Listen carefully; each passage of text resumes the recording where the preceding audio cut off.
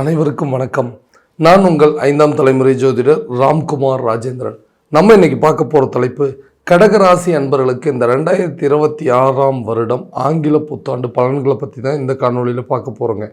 இந்த ஆண்டினுடைய முக்கிய கிரக அடைவுகள், அதாவது முக்கிய கிரக பயிற்சிகள் அப்படின்னு பார்த்தீங்கன்னா, இதுவரைக்கும் அதாவது ஜூன் மாதம் 2ஆம் தேதி வரை பார்த்தீங்கன்னா உங்களுடைய ராசிக்கு 12ஆம் இடமான மிதுன ராசியில் குரு பகவானுடைய சஞ்சாரம் அப்படிங்கிறது இருக்குது. அப்போ ஜூன் மாதம் 2ஆம் தேதிக்கு பிறகு இந்த கடக ராசி அன்பர்களுக்கு உங்களுடைய ராசிக்கு உச்சநிலை அடையக்கூடிய குரு பகவானுடைய பயிற்சி ஜூன் மாதம் 2ஆம் தேதிக்கு பிறகு நடக்க போதுங்க. அடுத்ததாக இந்த ராகு கேது அப்படிங்கிறவங்க டிசம்பர் மாதம் 5ஆம் தேதிக்கு பிறகு கும்ப ராசியில் இருந்த ராகு பகவான் மகர ராசிக்கும், சிம்ம ராசியில் இருந்த கேது பகவான் கடக ராசிக்கு, அதாவது உங்களுடைய ஜென்ம ராசிக்கு பயிற்சி அடைய போகிறாங்க. ஸோ இந்த 2 கிரகங்கள் மட்டும்தான் இந்த வருடத்தினுடைய முக்கியமான கிரக பயிற்சிகள் அப்படின்னு சொல்லாங்க. ஸோ குருவுடைய பார்வை, அதாவது உங்களுடைய ஜென்மஸ்தானத்தில் குரு வரும்பொழுது குருவிற்கு உண்டான பார்வைகள் அப்படின்னு பார்த்தீங்கன்னா உங்களுடைய ராசிக்கு 5, 7 மற்றும் 9ஆம் பார்வை அப்படிங்கிறது ஒன்று இருக்குங்க. ஸோ இந்த ஆண்டு இந்த 2026ஆம் வருடம் அதாவது கடக ராசி என்பவர்களுக்கு தங்களுடைய வாழ்க்கையில் எந்த விதமான அற்புதங்கள் மற்றும் மேன்மைகளை தரப்போகுது அப்படிங்கிறத இந்த காணொலியில் தெளிவாகவும் துல்லியமாகவும் பார்க்கலாங்க. நம்ம சேனலை ஃபஸ்ட் டைம் பார்க்குறவங்க அந்த சப்ஸ்கிரைப் பண்ணிக்கோங்க, பெல் பட்டனை கிளிக் பண்ணி ஆல் அப்படிங்கிற ஆப்ஷன் கொடுத்துக்கோங்க.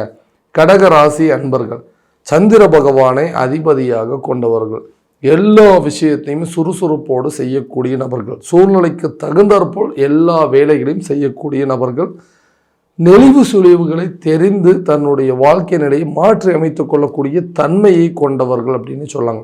அடுத்தவங்களுக்கு உதவி செய்கிறவங்க, தன்னை சுற்றி இருக்கிறவங்க எப்பவுமே மகிழ்ச்சியாக இருக்கணும் அப்படின்னு நினைக்கக்கூடியவங்க, எவ்வளோ கஷ்ட நஷ்டங்கள் இருந்தாலும் தனக்குள்ளேயே வச்சுட்டு அடுத்தவங்களுக்கு எந்த சூழலையும் காட்டிக்காத நபர்கள் அப்படின்னு சொல்லலாங்க. எல்லா நிலைகளையும் கடந்து வந்தவங்க அப்படின்னு சொல்லலாங்க. வாழ்க்கையில் நாம் பட்ட கஷ்டங்களும் வலிகளும் வேதனைகளையும் விவரிக்க வார்த்தைகளே கிடையாதுங்க.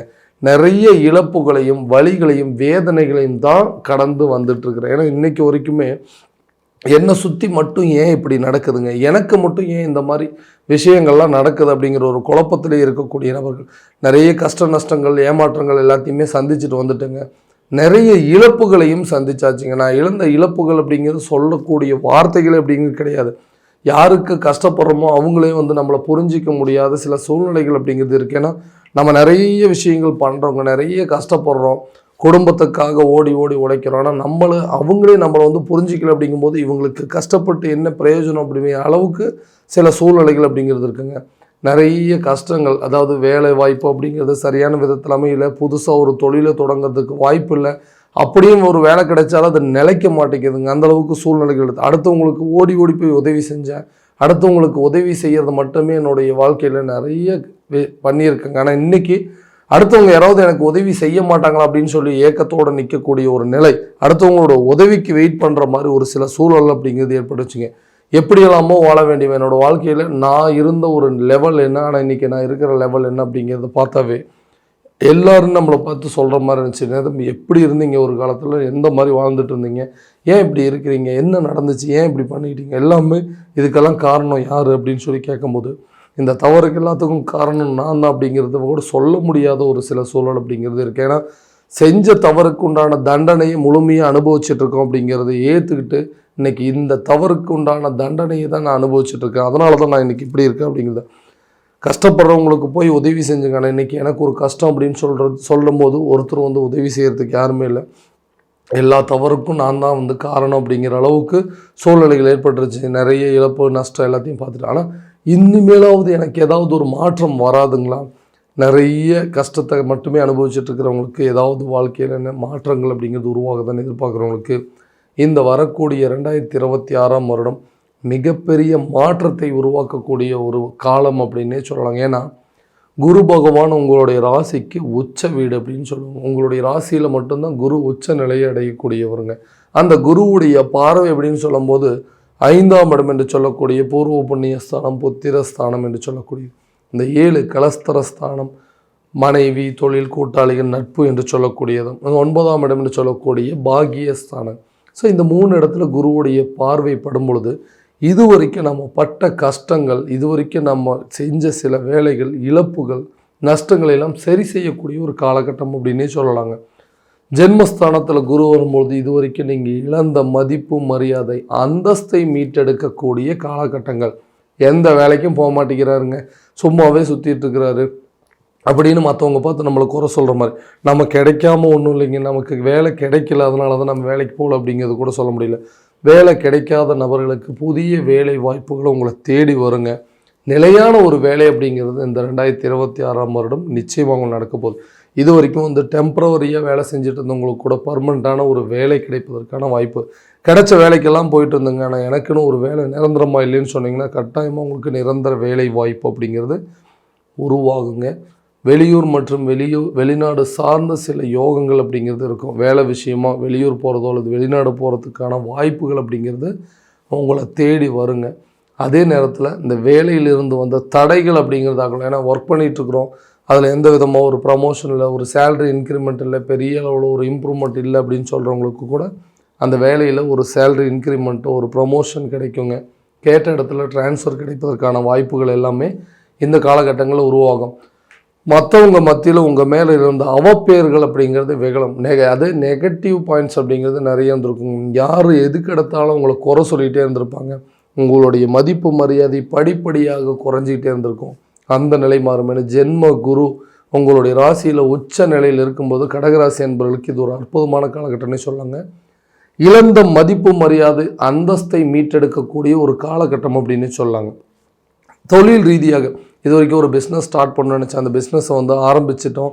சில பேர் வந்து பிஸ்னஸ் ஆரம்பிக்க முடியல, அந்த பிஸ்னஸுக்கு தேவையான சில பணம் ரீதியான விஷயங்கள் அல்லது பார்ட்னர்ஷிப் மூலமாக இருக்கக்கூடிய சில விஷயங்கள் எல்லாமே கரெக்டான விதத்தில் அமையலன்னு சொல்கிறவங்களுக்கு புதிய தொழிலை தொடங்குவதற்கான ஒரு வாய்ப்புகள், அந்த தொழிலில் புதுசாக பார்ட்னர்ஸ் ஆட் பண்ணுறதுக்கான சூழல் அப்படிங்கிறதெல்லாம் கண்டிப்பாக இருக்கும்.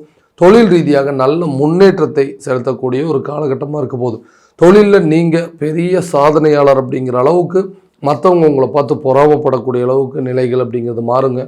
பிஸ்னஸில் இந்த வருஷம் காலடி எடுத்து வைக்கிறவங்களுக்கு கண்டிப்பாக இது ஒரு நல்ல யோக காலம் அப்படின்னே சொல்லாங்க. திருமணம் ஆகாத நபர்களுக்கு திருமணம் சார்ந்த யோகங்கள், கலஸ்தர ஸ்தானத்தில் குரு பகவானுடைய பார்வைப்படும் பொழுது நீண்ட நாட்களாக இருந்து வந்த திருமண தடைகள் அப்படிங்கிறது அகலுங்க.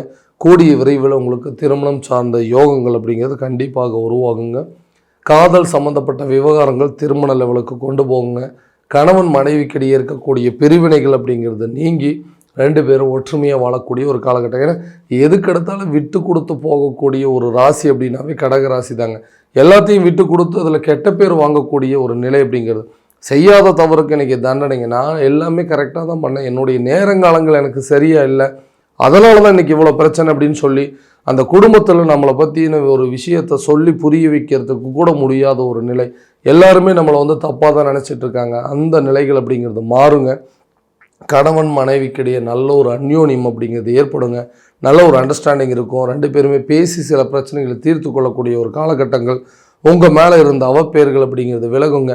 உங்கள் மேலே ஒரு நல்ல மதிப்பு மரியாதை அப்படிங்கிறது கண்டிப்பாக உருவாகக்கூடிய காலகட்டங்கள். பிரிந்து சென்ற நபர்கள் ஒன்றிணைவதற்கான யோக காலங்கள். காரணமே இல்லாமல் இன்றைக்கி பிரிஞ்சு போயிட்டாங்க, வேண்டான்னு சொல்லி விட்டுட்டு போயிட்டாங்க. நானாக தேடி போகலைங்க, அவங்களா தான் தேடி வந்தாங்க. இன்றைக்கி வந்துட்டு எல்லா விதத்துலேயும் நமக்கு வந்து ஒரு ஆறுதலை கொடுத்துட்டு சம்மந்தமே இல்லாமல் இன்றைக்கி பிரிந்து போகிற மாதிரி ஒரு நிலை ஏற்பட்டுருச்சு. விலகி சென்ற நபர்கள் மீண்டும் வருவாங்களான்னு கேட்டிங்கன்னா கண்டிப்பாக வருவாங்க. விட்டுட்டு போனவங்க கூட உங்களை தேடி வரக்கூடிய ஒரு காலகட்டம் அப்படின்னு சொல்லாங்க. வீடு வாங்கக்கூடிய யோகம் அல்லது இடம் வாங்கக்கூடிய யோகம், ஒரு வண்டி வாகனம் வாங்குவதற்கான முயற்சிகள்லாம் கை கொடுக்கும். ஏன்னா சொத்து பத்துக்கள் நிறைய இருந்தது, வண்டி வாகனங்கள் வச்சுருந்தேன், சொந்தமாக வீடு வச்சுருந்தேங்க, சொந்தமாக இடம் வச்சுருந்தேன், எல்லாத்தையுமே இன்றைக்கி இழந்துட்டேங்க. எல்லாமே என்னை விட்டு போயிருச்சுங்க. சொந்த வீட்டையும் விற்றாச்சுங்க, இருக்கிற இடத்தையும் கொடுத்தாச்சுங்க, பணங்காசு எல்லாமே நிறைய இருந்தது. மற்றவங்களுக்கு கடன் கொடுக்கறது போய் இன்றைக்கி நான் அடுத்தவங்களை கடனை எதிர்பார்க்கக்கூடிய அளவுக்கு நிலை வந்துருச்சு. இந்த நிலைகள் மாறுமா? மறுபடியும் வந்து எனக்கு அந்த சொத்து பத்துக்கள் இழந்த சொத்துக்கள் வந்து சேராது அப்படின்னு எதிர்பார்க்குறவங்களுக்கு கண்டிப்பாக இது ஒரு அதிர்ஷ்ட காலகட்டமாக இருக்க போது. எதையில் இழந்தீங்களோ அது எல்லாத்தையும் மீட்டெடுக்கக்கூடிய ஒரு காலகட்டம். வீடு கட்டுவதற்கான ஒரு யோகமோ, வண்டி வாகனங்கள் வாங்குவதற்கான சில யோகங்கள் அப்படிங்கிறதெல்லாம் கண்டிப்பாக இருக்க போது. புதிய சொத்துக்கள் சேர்ப்பதற்கான வாய்ப்புகள் அப்படிங்கிறதும், தந்தை வழி சொத்துக்கள் உங்கள் கைக்கு வந்து சேரும். தந்தை வழி ஆதாயங்கள் அப்படிங்கிறது கண்டிப்பாக உருவாகுங்க. நபர்கள் அதே நேரத்தில் யாரெல்லாம் உங்களுக்கு வந்து எதிரியாக இருந்தாங்களோ அவங்களே உங்களுக்கு நண்பர்களாக மாறக்கூடிய காலகட்டங்கள். விலகி சென்ற நபர்கள் கூட உங்களை தேடி வருவாங்க. எதிரிகளும் நண்பர்களாக மாறக்கூடிய ஒரு காலகட்டம் அப்படின்னு சொல்லலாம். நீண்ட நாட்களாக குழந்தை இல்லாத தம்பதியினருக்கு குழந்தை பாக்கியம் அப்படிங்கிறது கண்டிப்பாக ஏற்படும். இந்த 5ஆம் இடம் என்று சொல்லக்கூடிய புத்திர ஸ்தானத்தில் குரு பகவானுடைய பார்வை படுறதுனால ரொம்ப வருஷமாக குழந்தை பாக்கியம் இல்லாத நபர்களுக்கு குழந்தை பாக்கியம் ஏற்படுங்க. பூர்வீக சொத்துக்கள் உங்கள் கைக்கு வந்து சேரும். வம்பு வழக்கு சம்பந்தப்பட்ட பிரச்சனைகள், பங்காளிகள் மூலமாக இருந்து வந்த சில பிரச்சனைகள் எல்லாமே உங்களுக்கு தீருங்க. பூர்வீக சொத்துக்கள் உங்கள் கைக்கு வந்து சேரும். அது மூலமாக இருக்கக்கூடிய பிரச்சனைகள் எல்லாமே தீரக்கூடிய தருணமாக இருக்க போதுங்க. ஆரோக்கிய ரீதியாக இருந்த பாதிப்புகள் படிப்படியாக விலகுங்க. நிறைய ஹெல்த் சம்மந்தப்பட்ட சில இஷ்யூஸ் எல்லாம் இருந்திருக்கும், அதெல்லாமே டோட்டலாக சரியாக போதுங்க. ஆரோக்கியத்தில் நல்ல ஒரு முன்னேற்றம் இருக்கக்கூடிய ஒரு ஆண்டாக இருக்க போது. கல்வி ரீதியாக இருந்து வந்த தடைகளும் ஞாபக மறதிகள் அப்படிங்கிறத விலகுங்க. மற்றவங்க உங்களை பார்த்து பரவாயில்ல, இவங்களாம் பாஸ் பண்ண மாட்டாங்க, இவங்களாம் படித்து எங்கே காலேஜ் போக போகிறாங்க, இவங்களாம் காலேஜ் முடிச்சுட்டு எங்கே வேலைக்கு போக போகிறாங்கன்னு சொல்லிட்டு நிறைய பேர் வந்து ஒரு மாதிரி பேசியிருந்துப்பாங்க. அவங்க முன்னாடி உங்களுக்கு ஒரு அடையாளத்தை உருவாக்கக்கூடிய காலகட்டங்கள். கல்வி ரீதியாக நல்ல ஒரு முன்னேற்றம் இருக்க போதுங்க. கல்வி ரீதியாக நீங்கள் எடுக்கக்கூடிய முயற்சிகளும் நல்ல பலன் கொடுக்கும். அதே நேரத்தில் இந்த அரசு சம்மந்தப்பட்ட துறைகளுக்கு எக்ஸாம் எழுதிட்டு இருக்கிறவங்களுக்கு கவர்மெண்ட் ஜாப் கிடைப்பதற்கான வாய்ப்புகள் அப்படிங்கிறது கண்டிப்பாக அந்த காலகட்டங்கள் உருவாகும். கடன் ரீதியாக இருக்கக்கூடிய பிரச்சனைகள், நிறைய முயற்சி பண்ணியிருப்பீங்க, அந்த கடனை எப்படியாவது அடைக்கணும், இந்த கடன்லேருந்து நம்ம வெளியே வரணும்னு சொல்லிட்டு நிறைய விஷயங்கள் நீங்கள் ட்ரை பண்ணிட்டு இருந்திருப்பீங்க. ஏன்னா ஒரு காலத்தில் மற்றவங்களுக்கு கடன் கொடுக்கக்கூடிய சூழல், மற்றவங்களுக்கு வந்துட்டு பணம் கொடுக்கக்கூடிய நிலையிலிருந்து இன்றைக்கி அடுத்தவங்ககிட்ட இருந்து பணத்தை எதிர்பார்க்கக்கூடிய சூழல் வந்துருச்சு. இந்த நிலையை மாற்றணுங்கிறதுக்காக போராடுறேன், எப்படியாவது இந்த கடனை அடைக்கணும்னு முயற்சி பண்ணுறேங்க அப்படின்னு சொல்கிறவங்களுக்கு கண்டிப்பாக கடனை அடைப்பதற்கான வாய்ப்புகள் அப்படிங்கிறது உருவாகுங்க. கடனிலிருந்து நீங்கள் முழுமையாக வெளியே வந்துடுவீங்க. கடன் இல்லாத ஒரு வாழ்க்கையை வாழக்கூடிய ஒரு காலகட்டமாக இருக்க போது. ரொம்ப நாளைக்கு முன்னாடி வாங்கின கடன் பிரச்சனைகள் கூட தீர்க்கக்கூடிய ஒரு காலகட்டமாக இருக்க போதுங்க. ஸோ இந்த 2026ஆம் வருடம் கடகராசி என்பவர்களுக்கு நல்ல ஒரு மாற்றத்தையும் முன்னேற்றத்தையும் கொடுக்கக்கூடிய ஒரு தருணமாக இருக்க போதுங்க. ஸோ இதுவரை நம்ம பார்த்தது இல்லாமல் கோட்சார ரீதியான பலன்கள் மட்டும்தான். இந்த பலன்கள் அனைத்து உங்களுக்கு நடக்குமானா உங்களுடைய சுய ஜாதகத்தை முழுமையாக தெரிஞ்சுக்கிட்டு அதற்குண்டானபடி சில முயற்சிகள் எடுக்கும்போது வாழ்க்கையில் எல்லா விதமான வெற்றிகள் அப்படிங்கிறது உங்களுக்கு தேடி வருங்க. உங்களுடைய ஜாதகத்தை எங்கிட்ட பார்க்கணும் விருப்பப்பட்டீங்கன்னா கீழே தெரியுற நம்பருக்கு கான்டாக்ட் பண்ணி அப்பாயின்மெண்ட் ஃபிக்ஸ் பண்ணிக்கோங்க. அப்படி இல்லையா உங்களோட ஜாதகத்தை வாட்ஸ்அப் மூலமாக அனுப்பிச்சிங்க அப்படின்னா தெளிவான முறையில் கணிச்சு துல்லியமான பலன்கள் அப்படிங்கிறது உங்களுக்கு தெரியப்படுத்தப்படும். மீண்டும் அடுத்த காணொளியில் உங்களை சந்திக்கும் வரை உங்களிடமிருந்து விடைபெறுவது உங்கள் ராம்குமார் ராஜேந்திரன். நன்றி.